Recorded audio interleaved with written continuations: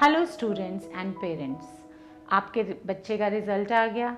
बच्चे ने रिज़ल्ट भी देख लिया फर्स्ट टर्म का एंड आई होप बहुत सारे बच्चों ने बहुत अच्छा किया होगा, but there are some students who might not have performed well.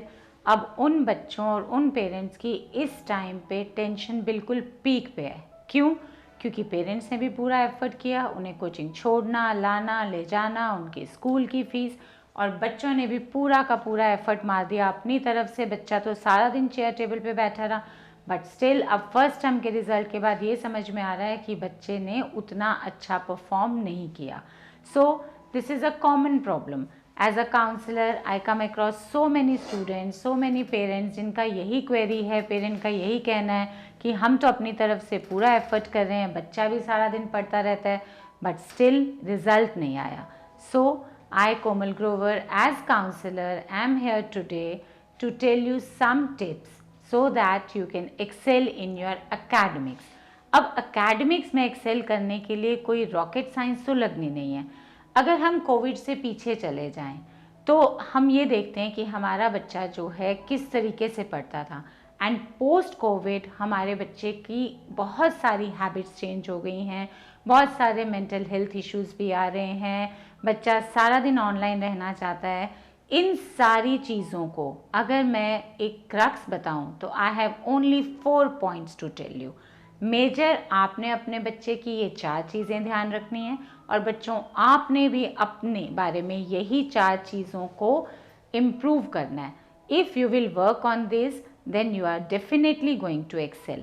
So first thing regarding this which I am going to tell you is on the choice of your friends. देखिए बच्चे, आप सबके फ्रेंड्स हैं और आप सबके friends होने भी चाहिए, but what my advice here is कि आपको अपने फ्रेंड्स जो हैं वो वाइजली चूज़ करने हैं। बच्चे, we can not choose our family but we can definitely choose our friends.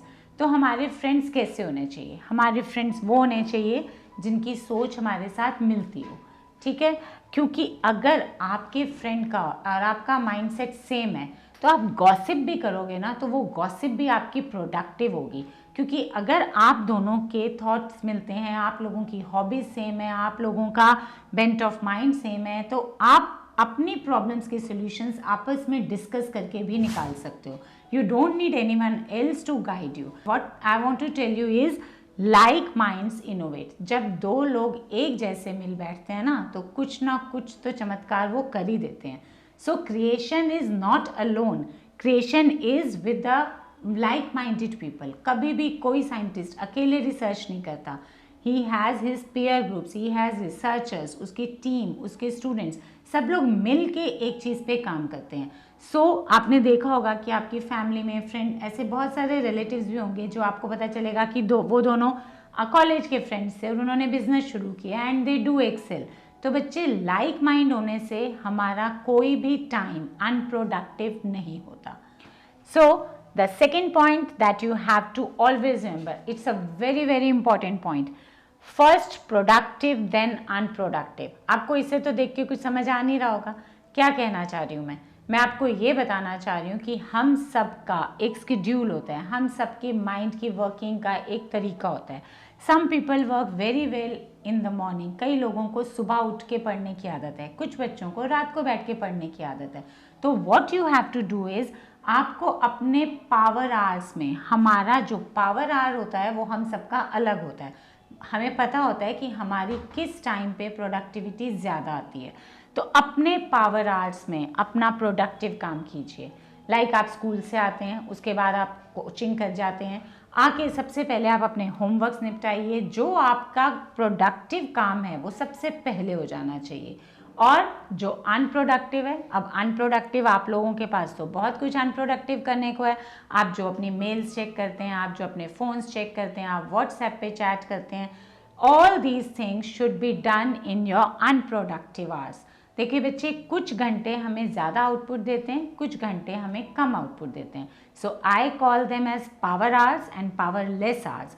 तो जब आप में एनर्जी ज़्यादा हो, आपके पावर आवर्स में आपका टेस्ट है, आपका एग्ज़ाम है, उन सब जिस सब्जेक्ट का टेस्ट है उसको आप अपने पावर आवर्स में कीजिए। जो आपको रिटर्न वर्क करना है, फाइल बनानी है, प्रोजेक्ट बनाना है, जिसमें आपको जस्ट कॉपी डाउन करना है and you don't have to use your brain much, उसको आप अपने पावरलेस आवर्स में कीजिए।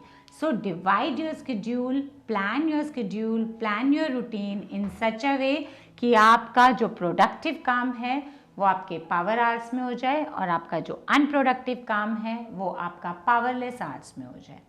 Fine. So now we come to the next point. So what is my next point? That is regarding time.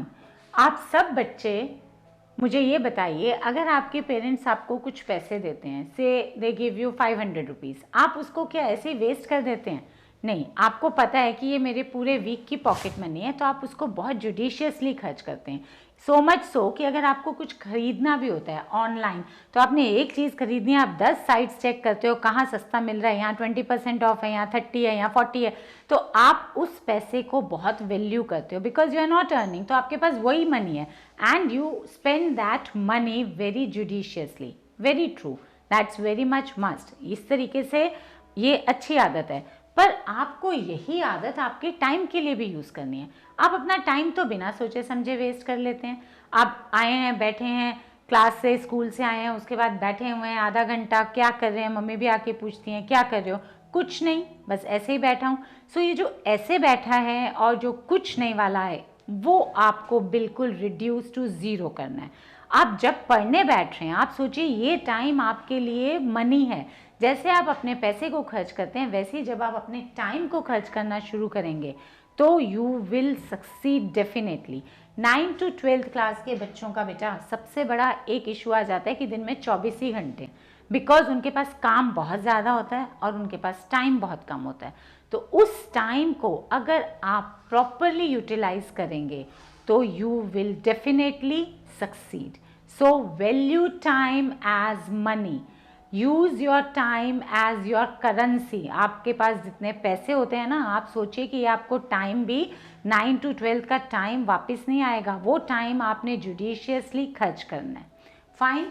So the next important point that we come to, and rather I think out of these 4 points अगर मुझे grading करनी होगी तो मैं सबसे ज़्यादा grading इस point को दूंगी, e detox. Now what is e detox, जो आजकल 99% पेरेंट्स की प्रॉब्लम हो गई है, क्योंकि बच्चे कोविड के टाइम पे ऑनलाइन पढ़े, तब कोई और चॉइस नहीं थी, सब घर में बैठे थे, बच्चों को बिल्कुल खाली बिठाया नहीं जा सकता था, तो उन्हें ऑनलाइन पढ़ाना शुरू किया, which is a very good effort. But अब उसकी वजह से आप सब इतने एडिक्टिव हो गए हैं, आपको पता ही नहीं रहता कि आपका टाइम कहाँ जाता है। सो डिटॉक्स करना है, बट इलेक्ट्रॉनिक गैजेट्स का। और अगर आप पूरा दिन नहीं कर सकते तो at least when you are studying, आप स्कूल से आए, उसके बाद आपने थोड़ी देर पढ़कर आए हैं, थोड़ी देर ब्रेक लेना है, उस टाइम आप देख लीजिए अपना फ़ोन, अपना लैपटॉप, अपना आईपैड। आप सोचिए आप you are totally surrounded by gadgets. अगर आप अपने आसपास देखेंगे तो आपको इतने सारे इलेक्ट्रॉनिक गैजेट्स मिलेंगे। But when you are studying, जब आपने 1.5 घंटा 2 घंटा पढ़ाई का टाइम ब्लॉक किया है, उस टाइम पे द फर्स्ट थिंग इज़ आपको अपनी सारी नोटिफिकेशंस ऑफ करनी है। कोई कॉल्स, तो वैसे भी आप बच्चे ज़्यादा कॉलिंग में बिलीव नहीं करते, चैटिंग में ही बिलीव करते हैं, but don't look at your phone because that distracts your mind. So जब आप पढ़ रहे हैं तब आपने अपने फ़ोन को ऑफ करके साइड में रखना है। पढ़ने के बाद जब आपका काम खत्म हो जाए, now you can answer all your chats, you can do reply all your conversations, no matter, but fix the time for that. So e detox. अगर कोई मुझे आज के टाइम में बोले कि मुझे सबसे ज़्यादा कौन सी बीमारी प्रॉब्लम करेगी, हार्ट प्रॉब्लम या गैजेट प्रॉब्लम, तो मैं यही बोलूँगी कि gadget problem is more harmful than heart problems because ultimately radiations are also there. So I hope now you are very clear about these 4 points. So आपने क्या क्या करना है, सबसे पहले आपने अपने फ्रेंड्स जो हैं वो बहुत सोच समझ के डिसाइड करने हैं। You have to find the friends whose mind works like you. Second thing, आपको अपने टाइम को बिल्कुल जुडिशियसली यूज़ करना है, आपने अपने टाइम को वेस्ट नहीं करना है। थर्ड थिंग, आपको अपने जितने भी प्रोडक्टिव काम हैं वो उस टाइम पे करने हैं जब आपकी बॉडी की एफिशिएंसी ज़्यादा है। फर्स्ट प्रोडक्टिव देन अनप्रोडक्टिव, जब एनर्जी लेस हो जाओ तो अनप्रोडक्टिव काम करो।